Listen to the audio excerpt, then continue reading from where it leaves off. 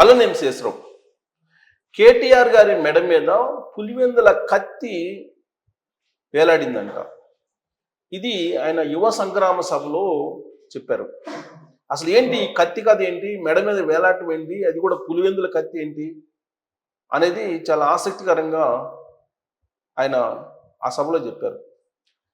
కేసీఆర్ గారి నాయకత్వాన్ని, కేసీఆర్ గారి ఉద్యమ ప్రక్రియని, ఉద్యమ నేతగా ఆయన ఎలివేట్ చేయడానికి ఈ కథని ఆయన యువ సంగ్రామ సభలో చెప్పారు.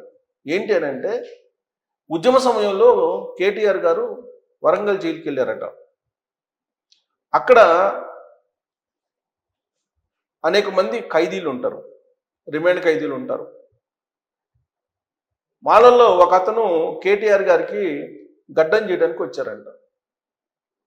మరి గడ్డం చేసేటువంటి వెసులుబాటు అక్కడ ఉందా, లేదంటే సినిమా కథలాగా మరి కేటీఆర్ గారు చెప్పారు, యువ సంగ్రామ సభలో ఆ కథని పండించారు కూడా. జనరల్గా జైల్లో వృత్తి పనులు చేసుకోవచ్చు, ఎవరైనా చేసుకునే వెసులుబాటు, అది కూడా టైమింగ్స్ ఇస్తారు, పర్మిషన్స్ ఇస్తారు, వాటన్నిటికీ ఆన్ రికార్డు అన్నీ ఉంటాయి. మరి కేటీఆర్ గారికి గడ్డం చేయించుకోవాల్సిన అవసరం మరి జైల్లో ఏమొచ్చిందో, అన్ని రోజుల పాటు మరి జైల్లో ఉన్న దాఖలాలు అయితే లేవు. గడ్డం పెంచుకొని ఆ గడ్డం తీసేయించుకునేంత అన్ని రోజులు కేటీఆర్ గారు జైల్లో ఉన్నట్టు దాఖలాలు లేవు. మరి సరే, ఈయన వెళ్ళారు, వెళ్ళి గడ్డం చేయించుకోవడానికి సిద్ధపడ్డారు. గడ్డం చేయడానికి అతను వచ్చాడు. అతను ఎవరో కాదు, పులివెందులకు సంబంధించినటువంటి అతను. ఆ సందర్భంగా కేటీఆర్ గారు గడ్డం చేసుకున్నప్పుడు మెడ మీద ఆ గడ్డం చేసుకునే కత్తి ఉందంట. అప్పుడు మీరు తెలంగాణ కదా సార్ అని చెప్పేసి అన్నారంట. అనంటే అవును కేసీఆర్ గారు బిడ్డనని చెబితే, అప్పుడు చెప్పేటప్పుడు ఈ కత్తి మెడ మీద ఉంది కాబట్టి ఏం చేస్తాడో, ఆంధ్రోళ్ళు కదా, పులివెందుల కదా, వీళ్ళు కోపం ఉంటుందేమో, మెడ మీద కత్తి ఉంది కదా, మరి ఏం చేస్తాడో అని చెప్పేసి అనుకున్నాడంట.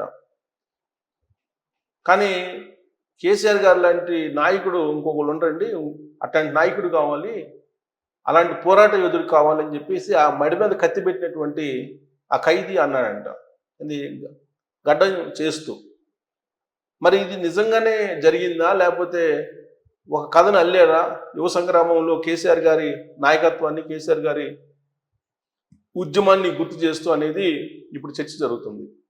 కారణం ఏంటంటే, అంత ఈజీగా బార్బర్లు గడ్డం చేసుకునేటువంటి వెసలుబాటు అక్కడ సినిమాల్లో లాగా అయితే ఉండదు జైల్లో, ఏ జైల్లోనైనా. మరి కేటీఆర్ గారేమో సినిమాల్లో లాగా చెప్పారు. ఆయన సినిమాల్లో కొన్ని షార్ట్స్ ఉంటాయి మనకి, కొన్ని దృశ్యాలు, ఆ దృశ్యాన్ని మనకు చూపించారు కేటీఆర్ గారు యువ సంగ్రామ సభలో. మరి అది మనం నమ్మచ్చా ఆయన చెప్పిన దాన్ని?